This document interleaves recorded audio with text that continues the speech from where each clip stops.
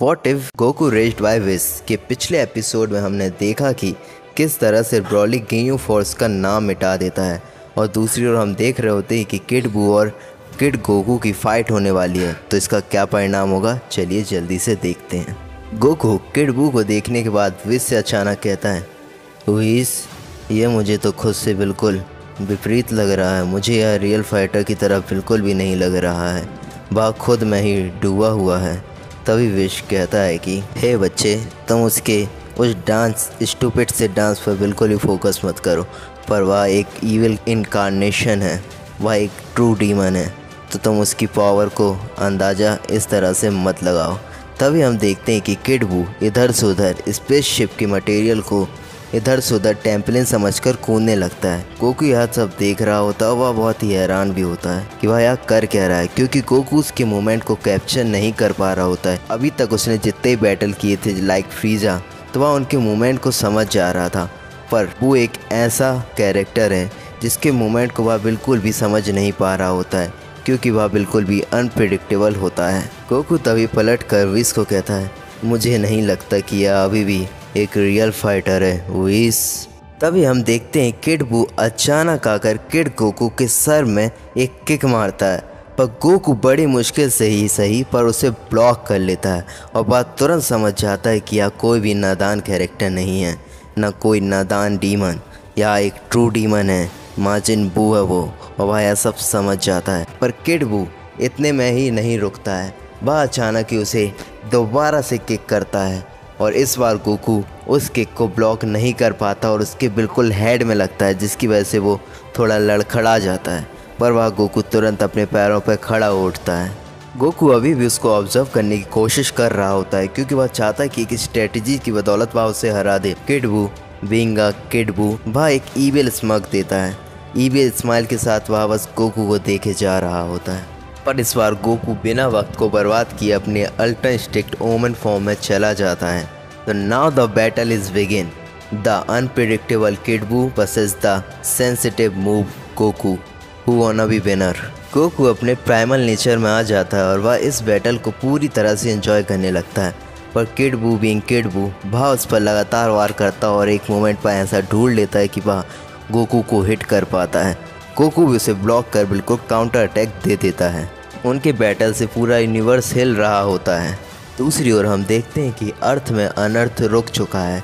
Broly अपने माँ बाप को देखकर बहुत ही खुश हो जाता है और जैसे ही वेजिटा वहाँ जागता है, क्योंकि वेजिटा ही होता है जो उसके माँ बाप को किसी तरह से बचाने में बिल्कुल भी सक्षम नहीं हो पाता, वह बहुत ही इंजर्ड हो जाता है, क्योंकि उसकी बदौलत उसके माँ बाप किसी तरह से बच जाते हैं।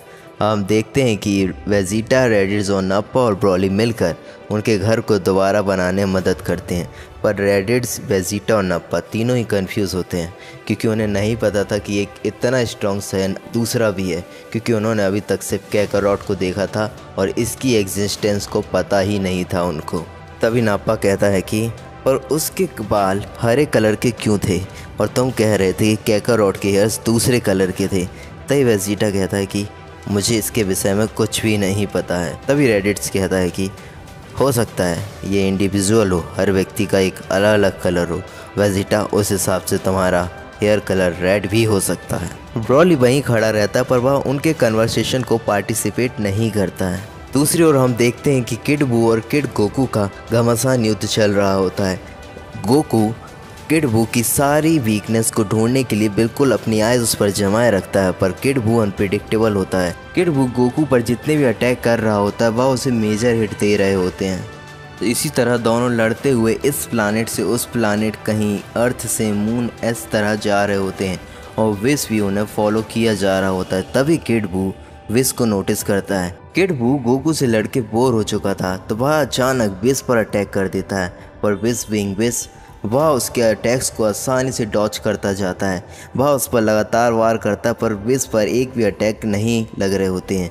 गोकू यह सब देख रहा होता है, उसे विश्वास नहीं हो रहा होता है कि विश इतने आसानी से उसके मूवमेंट को डॉच किए जा रहा होता है। गोकू के एक्सप्रेशन सब बता रहे होते हैं कि वह कितना ज़्यादा हैरान है। वो उस पर अटैक कर करके बोर हो जाता है और फिर वह दोबारा से गोकू को चेस करने लग जाता है। तभी किड बू रियलाइज़ करता है कि विश से फाइट करते करते उसने थोड़ा ग्रो किया है अपनी फाइटिंग स्टाइल में, और वह एक प्लानिट बस्ट अटैक बनाने लगता है और सामने आ जाता है गोकू के। गोकू एक सेफ दूरी मेंटेन रखता है ताकि वह उससे बच सके, पर गोकू के प्लानिट बस्ट अटैक से वह समझ जाता है कि वह बहुत ही लेट हो चुका है, अब वह उससे नहीं बच सकता है। तो वह वहीं खड़े खड़े एक एनर्जी ब्लास्ट बनाने लगता है, पर वह उसकी ताकत और उसकी एनर्जी से बिल्कुल भी अननोन रहता है। वह नहीं जानता है कि बू कितना ताकतवर है, और यही गलती होती है जहां गोकू पूरी तरह से उसमें जल जाता है उस अटैक में। पर अल्ट्रा इंस्टिंक्ट की बदौलत वह किसी तरह से खुद को पूरे एनर्जी ब्लास्ट से बचा लेता है और सरवाइव कर जाता है। तभी किड बू सेकेंड प्लानिट बस्ट अटैक बनाने लगता है, जिससे गोकू बिल्कुल डर जाता है। यह वह गोकू नहीं होता है जिसे हमने आज तक ग्रो होते हुए देखा, बल्कि अब वो होता है जो 7 साल का होता है। वो टेरिफाइड हो जाता है और हम देखते ही गोकू अपने अल्ट्रा इंस्टिंक्ट फॉर्म से दोबारा से नॉर्मल फॉर्म में आ जाता है और वह बू को देखने लगता है। पर गोकू बिल्कुल भी रेज में नहीं होता इस वक्त वह अपने इमोशन को कंट्रोल किया होता है और अचानक वह सुपर सैयन फॉर्म ले लेता है। यह बिल्कुल भी रेज या इमोशन की बदौलत नहीं होता है, यह गोकू का एक प्राइमल एटीट्यूड होता है जो कि उसका प्राइड होता है, और वह इसके लिए ट्रांसफॉर्मेशन लेता है। और जब वह अपना फोकस ब्लास्ट बनाने लगता है जो कि एक वेव होती है, वह इसलिए इस फॉर्म में ट्रांसफॉर्मेशन लेता है क्योंकि वह किड बू के ब्लास्ट को डिफेंस करना चाह रहा होता है, और किसी तरह से वह किड बू के उस ब्लास्ट को रिपेल कर देता है और पूरा उससे खतरा मिट जाता है। पर गोकू पूरा एनर्जी से भरपूर नहीं था, वह पास आउट हो जाता है क्योंकि वह पहले ही 10,864 से ज़्यादा फोर्सेस से लड़ चुका होता है और उसके पास अब एनर्जी नहीं बचती है कि वह किड बू से लड़ पाए, और वह वहाँ पर बेहोश हो जाता है। विश किड बू को एक ग्लेशियर लुक देता है और वह उससे काँप जाता है और वह दोनों को ही टेलीपोर्ट कर लेता है। 10 से 11 घंटे बीत जाने के बाद हम देखते हैं कि वीरस प्लानिट में गोकू उड़ जाता है। वह ओरेकल फिश से कहता है कि मैं यहाँ क्या कर रहा हूँ। ओरेकल फिश बताता है कि तुम्हें विश यहाँ पर लेके आया। तभी वह कहता है कि वो कहाँ गया, बू गाय जिसे मैं लड़ रहा था, वो ईविल कहाँ गया। तभी विश वहाँ आता और कहता है कि तुम वहाँ पर पास आउट हो गए थे, तुम इतने ताकतवर नहीं हो कि तुम उस जैसे फाइटर से लड़ सको। तभी गोकू कहता है कि नहीं, मैं उससे लड़ना चाहता हूँ। तभी विश कहता है नहीं, मैं तुम्हें नहीं जाने दे सकता हूँ। तभी गोकू कहता है कि मैं यहाँ नहीं सुनने वाला हूँ, मेरी जवान के लिए मुझे माफ़ करना विश, पर मैं बिल्कुल भी नहीं रुकने वाला हूँ, मैं उसे मार कर ही शांति लूँगा। तभी विश कहता है तुम सैयन बिल्कुल बच्चे की तरह ही होते हो, मैं कह रहा हूँ कि तुम्हें अभी 10 से 20 साल और लगेंगे ताकि तुम उस जैसे फाइटर को आसानी से हरा सको। तभी विश्व उसे साथ बताता है कि अभी बू को सिर्फ 2 ही व्यक्ति हरा सकते हैं, या तो लॉर्ड वीरस या फिर मैं। तभी गोकू कहता है इसका मतलब पूरे यूनिवर्स में सिर्फ 3 ही रियल फाइटर हैं विश।